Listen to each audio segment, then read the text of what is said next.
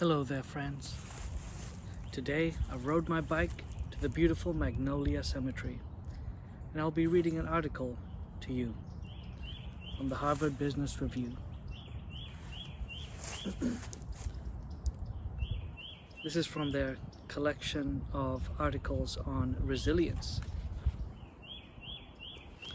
And the article I'll be reading for you today was written by Daniel Goleman, and a little bit about the author. This is adapted from content written by Daniel Goleman in 2016.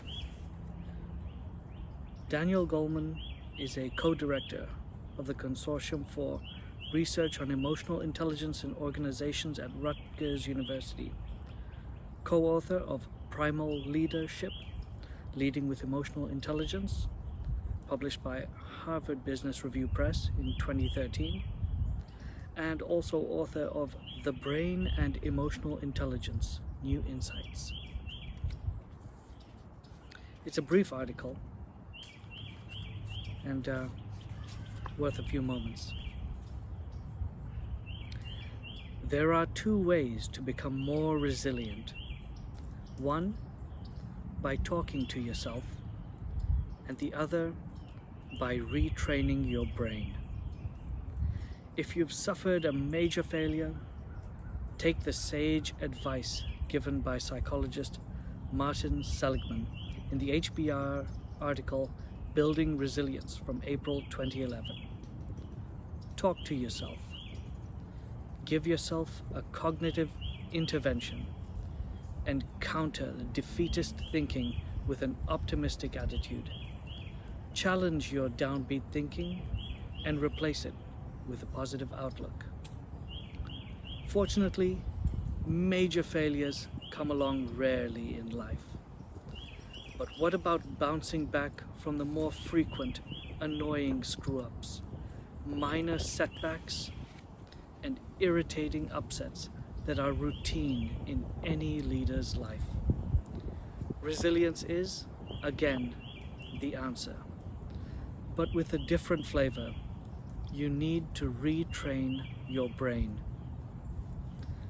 The brain has a very different mechanism for bouncing back from the cumulative toll of daily hassles. And with a little effort, you can upgrade its ability to snap back from life's downers. Whenever we get so upset that we say or do something we later regret, and who doesn't now and then?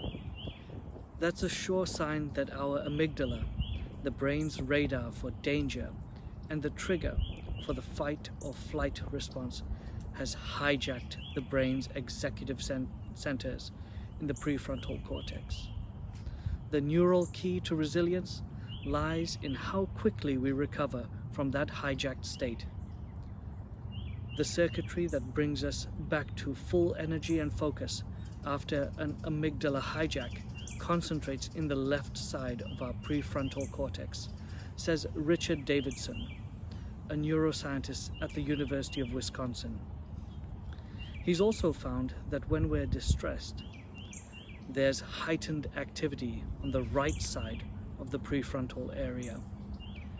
Each of us has a characteristic level of left-right activity that predicts our daily mood range.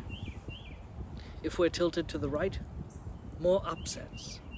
And if to the left, we're quicker to recover from distress of all kinds.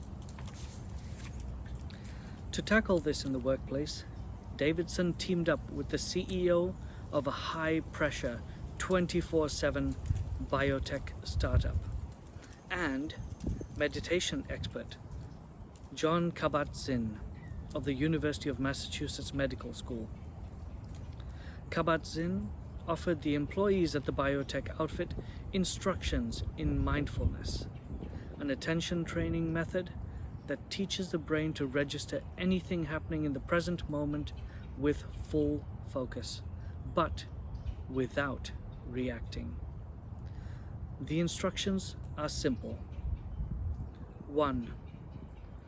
Find a quiet, private place where you can be undistracted for a few minutes. For instance, close your office door and mute your phone. 2. Sit comfortably with your back straight but relaxed. 3. Focus your awareness on your breath, staying attentive to the sensations of the inhalation and exhalation, and start again on the next breath. Number 4. Do not judge your breathing or try to change it in any way. And finally, 5. See anything else that comes to mind as a distraction. Thoughts, sounds, whatever. Let them go and return your attention to your breath. After 8 weeks and an average of 30 minutes a day practicing mindfulness, the employees had shifted their ratio from tilted towards the stressed out right side to leaning towards the resilient left side. What's more, they said they remembered what they loved about their work. They got in touch with what had brought them energy in the first place.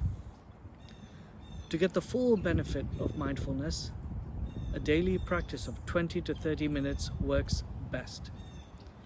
Think of it like a mental exercise routine. It can be very helpful to have guided instructions, but the key is to find a slot for the practice in your daily routine. There are even instructions for using a long drive as your practice session. Mindfulness has steadily been gaining credence amongst hard-nosed executives. There are centers where mindfulness instruction has been tailored to business people, from Tony resorts like Miraval Resort in Arizona to programs in mindful leadership at the University of Massachusetts Medical School. Google University has been offering a course on mindfulness to employees for years. Might you benefit from tuning up your brain's resilience circuitry by learning to practice mindfulness? Among high-performing executives, the effects of stress can be subtle. My colleagues Richard Boyatsis and Anne McKee suggest as a rough diagnostic of leadership stress, asking yourself, do I have a vague sense of unease, restlessness, or the feeling that life is not great, a higher standard than good enough? Well, a bit of mindfulness might put your mind at ease. Thank you.